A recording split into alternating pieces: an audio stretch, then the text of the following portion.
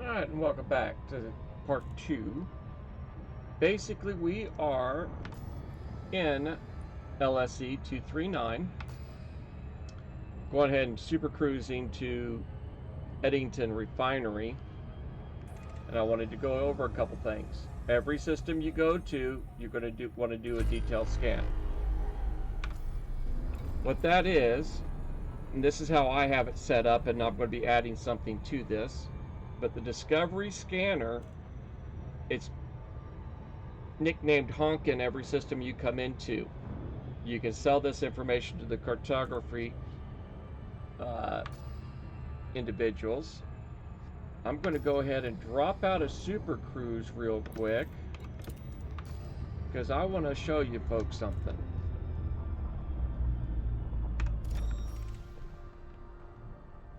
The hyphen mark brings you into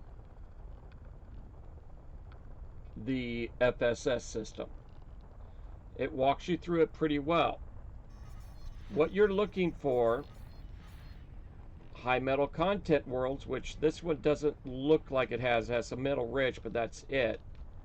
You're also looking for Earth-like worlds.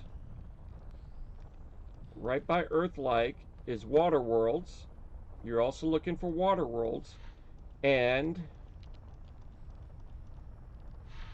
come on, ammonia worlds, but you're looking for ammonia worlds with life. So high metal content, Earth-like worlds, water worlds, and ammonia worlds with life something listed on them. If you pick up any of those, go ahead and do a full detail scan. I'll go ahead and walk you through it with this one real quick.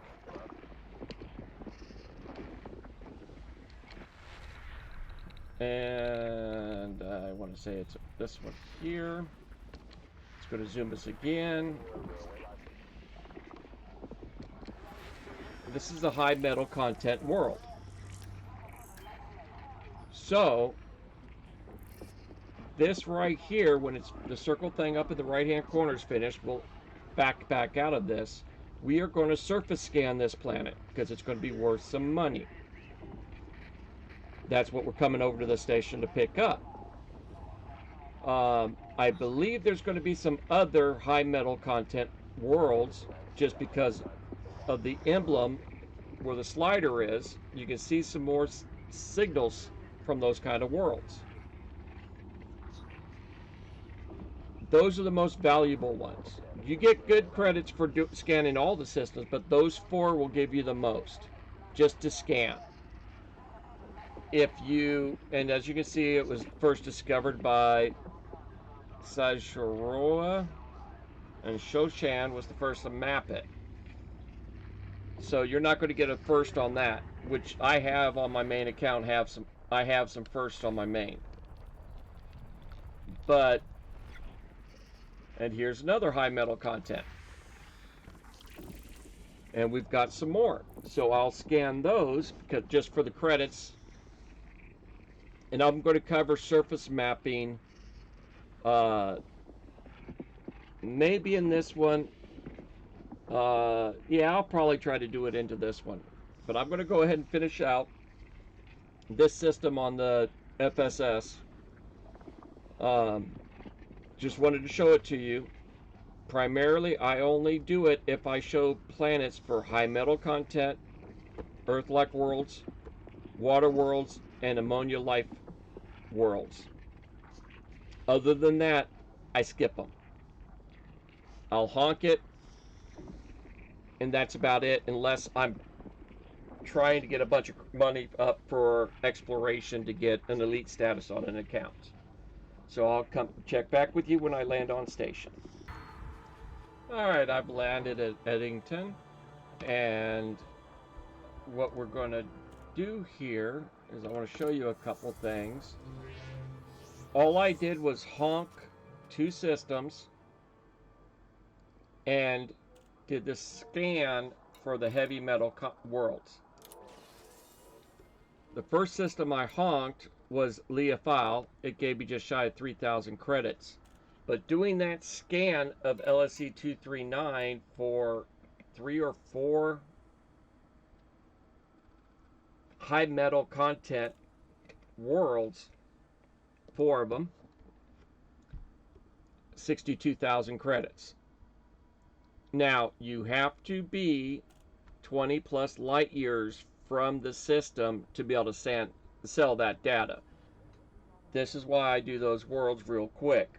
High metal's not as good as the other 3, but some of those high metals actually pay you pretty good. Nowhere near what the other ones will. And you'd get even more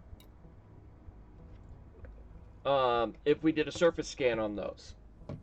And we're going to go and look at that. So we've got 62,179, and it's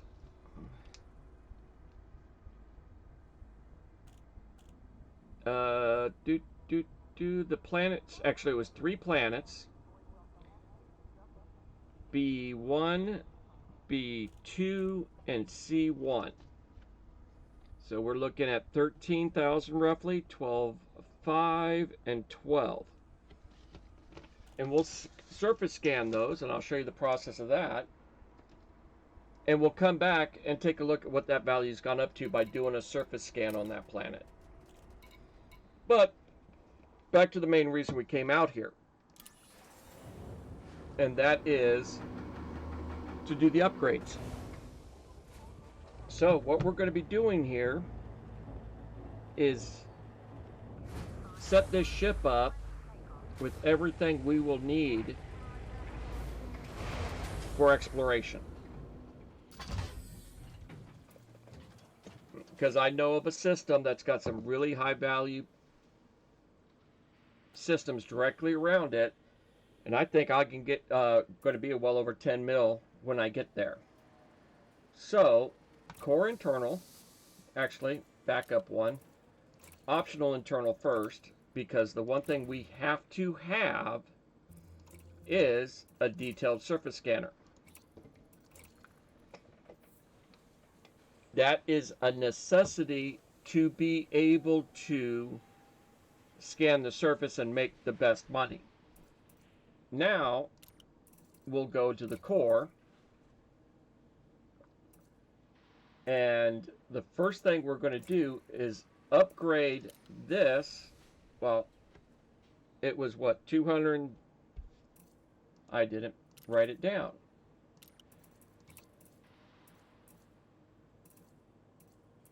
Detailed surface scanner was 250,000.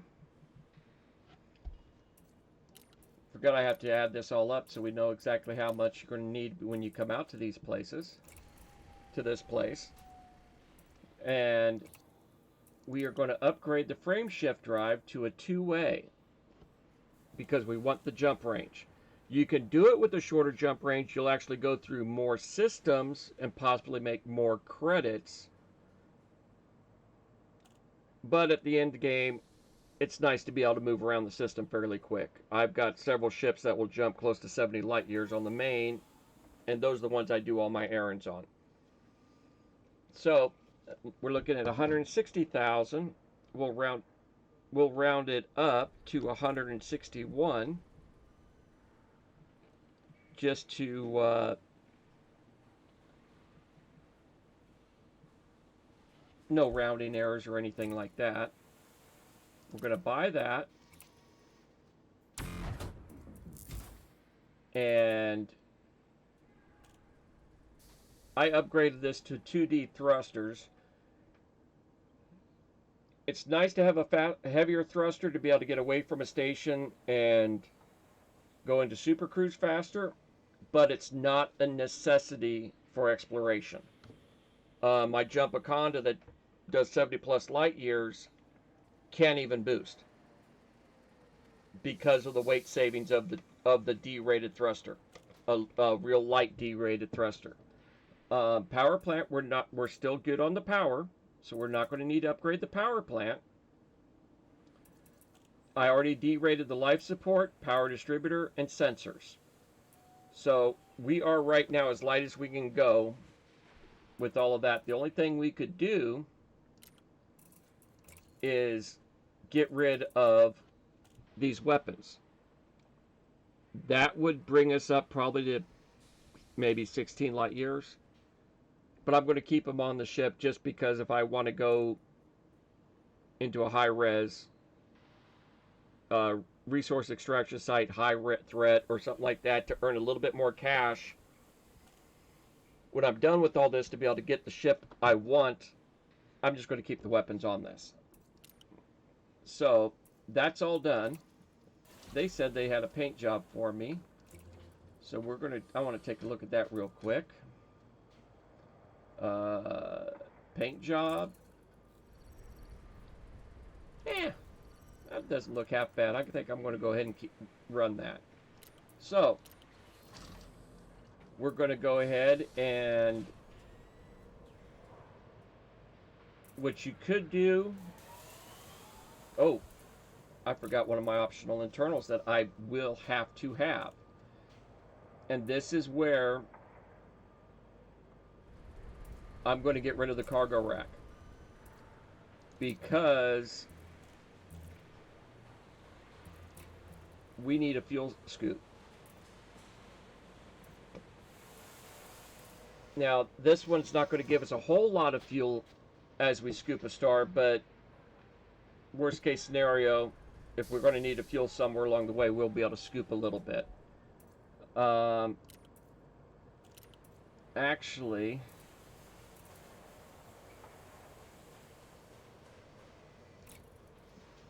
let's take a look and see if I'm going to completely mess things up. That's a lot better scooping capability.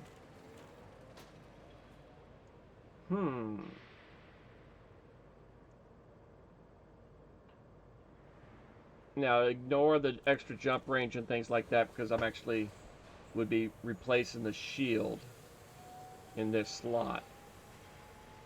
I'm going to go ahead and do that. Now, my ship doesn't have a shield, so I can't run into anything, but what I'm going to do is, and it's not going to let me do it.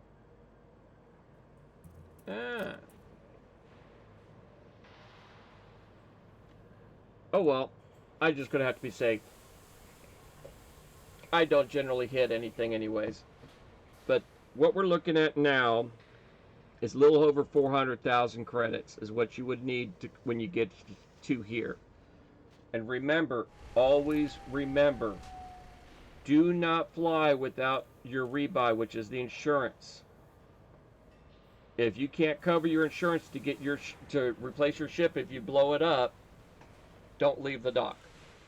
Sell something, do something, or don't buy that ship if your funds are going to get too low. Or else you're going to be really hurting, and you'll basically be coming right back to this ship and starting over if you don't have other ships to go into instead. So now, what we're going to do is actually go scan those planets. And it looks like it's going to be another video because I've been talking too much. I'm going to check on extending the length on these videos. But I'll go and leave here and go to to the planets to do a surface scan and then come back to here and show you the difference in money on the next video. I'll see you then.